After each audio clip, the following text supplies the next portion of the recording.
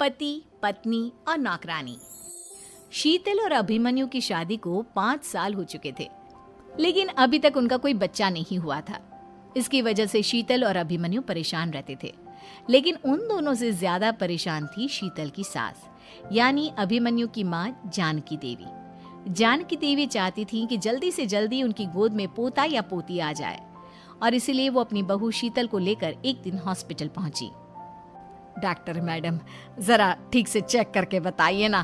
कई बड़े बड़े डॉक्टर को दिखाया है, लेकिन मेरी बहू माँ ही नहीं बन पाती। मैंने शीतल को बहुत अच्छे से चेकअप किया है। देखिए, बात यह है कि शीतल के अंदर माँ बनने की कैपेसिटी नहीं है। ये आप क्या कह रही हैं डॉक्टर साहब? कोई तो इलाज होगा ना, कोई दवाई दे दीजिए। देखिए, कुछ प्रॉब्लम ऐसी होती है जिनका कोई ट्रीटमेंट नहीं होता। आई एम सॉरी टू से, लेकिन शीतल कभी माँ नहीं बन सकती, क्योंकि उसके यूट्रस में अंदर से ही कुछ प्रॉब्लम है। घर आने के बाद क्या हुआ माँ? कहाँ लेकर गई थी आप शीतल को? अरे कहाँ लेकर जाती, डॉक्टर मैडम के पास ले गई थी, लेकिन तेरी बीवी तो कभी माँ बन ही नहीं सकती। मम्मी जी, इसमें मेरी क्या गलती? अगर अंदर से कोई प्रॉब्लम है तो उसमें मैं भी कुछ नहीं कर सकती। जानती हूँ, ये बात डॉक्टर के मुंह से सुन चुकी हूँ। अब दोबारा मेरे सामने इस बात का गाना मत गा। अरे माँ, परेशान होने की जरूरत नहीं है, हम सोचते हैं ना कुछ। अरे क्या सोचेगा तू? जब डॉक्टर कह चुका है कि तेरी बीवी माँ नहीं बन सकती, तो बता क्या सोचेगा तू? कहाँ से लाएगा बच्चा? माँ, ये तो मैं भी नहीं जानता। अभिमन्यु, क्यों ना हम अनाथ आश्रम से एक बच्चा गोद ले आए? क्या फर्क पड़ता है बच्चा हमारा हो या गोद लिया हुआ? आई बड़ी बातें बनाने वाली। क्या फर्क पड़ता है? अरे क्यों फर्क नहीं पड़ता? मुझे इस वंश को आगे बढ़ाने के लिए मेरे बेटे का खून चाहिए, किसी दूसरे का नहीं। लेकिन माँ, आप जानती हैं कि ये अब पॉसिबल नहीं है। मैं कुछ नहीं जानती। मैं किसी पराये की औलाद को इस घर में अपना पोता या पोती बन के बढ़ता हुआ नहीं देख सकती। मेरा वंश मेरे बेटे के खून से ही आगे बढ़ेगा। लेकिन मम्मी जी, ऐसा कैसे हो पाएगा? आप अच्छी तरह जानती है ना, मेरा और अभिमन्यु का बच्चा नहीं हो सकता। तो मैं अपने बेटे की दूसरी शादी करवाऊंगी, और अपनी दूसरी बीवी से ये मुझे बच्चा पैदा करके देगा। ये आप क्या कह रही हैं माँ? मैं किसी और से शादी नहीं करने वाला। मेरे रहते हुए आप अभिमन्यु की शादी किसी और से करवाएंगी? मम्मी जी, आप ऐसा कैसे कर सकती हैं? तू बस देखती जा बहू, मैं ऐसा कैसे कर सकती हूँ। कुछ दिनों के बाद, अभिमन्यु, मैंने तेरे लिए लड़की ढूंढ ली है। माँ, मैं आपको कितनी बार समझाऊं, मुझे किसी से शादी नहीं करनी है। पहले मेरी बात सुन। ये जो चमेली है ना, हमारे घर में काम करने आती है, वो तुझसे शादी करने के लिए तैयार है। मम्मी जी, आप अभिमन्यु की शादी एक नौकरानी के साथ करवाएंगी?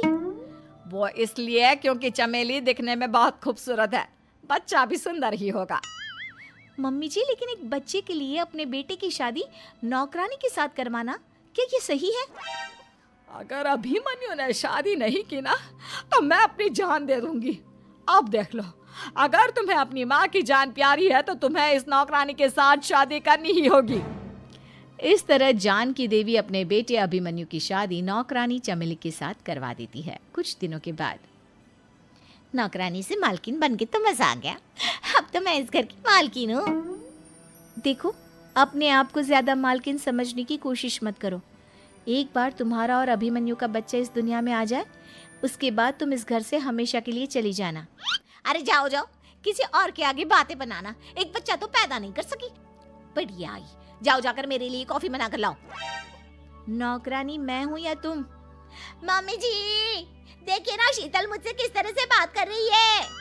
शीतल, तुम्हें पता है ना चमेली प्रेग्नेंट है, मेरे बेटे के बच्चे की माँ बनने वाली है। वो जैसा कहती है वैसा करो। लेकिन मम्मी जी, वो मुझे नौकरों की तरह ट्रीट कर रही है। अरे तो करेगी ना, वैसे भी बहू तुम हो किस काम की? एक बच्चा तो पैदा नहीं कर सकती। जाओ अब घर के सारे काम करो और चमेली को आराम करने दो। थैंक यू मम्मी जी, भगवान आपका भला करे। आप नहीं होती तो मैं नौकरानी से महारानी कैसे बनती? देखो, तुम्हें जो चाहिए सब मिलेगा, खूब खाओ पियो, मजे की जिंदगी जियो, लेकिन बस मुझे एक बच्चा पैदा करके दे दो। कुछ दिनों के बाद, मम्मी, बच्चे के लिए आपने मेरी शादी चमेली के साथ करवा तो दी, लेकिन दिन और रात का चैन मिट गया है। सारा दिन शीतल और चमेली की बहस चलती रहती है। अब शीतल को इस घर में रखने से क्या होगा? मैं तो कहती हूँ उसे घर से निकाल दो, है भी किस काम की। मैं ऐसा नहीं कर सकता माँ, वो मेरी पत्नी है, उससे बहुत प्यार करता हूँ मैं। तुम्हारी पत्नी चमेली है, चमेली, उससे प्यार करो। अरे तुम्हारे बच्चे को जन्म देने वाली है वो।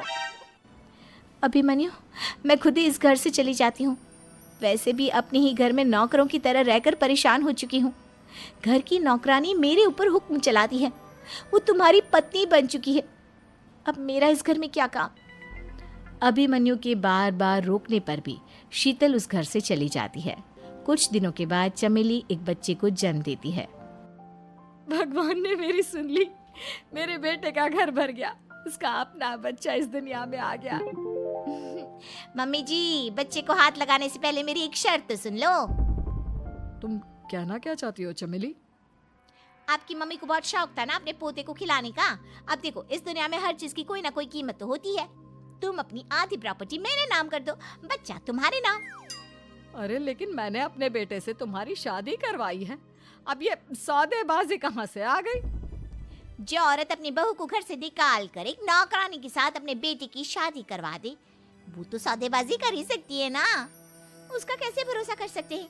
मुझे बस आप लोगों की प्रॉपर्टी चाहिए, उसके बाद ही बच्चे को आप हाथ लगा सकते हैं। मैंने कहा था ना मम्मी, आप गलत कर रही हैं।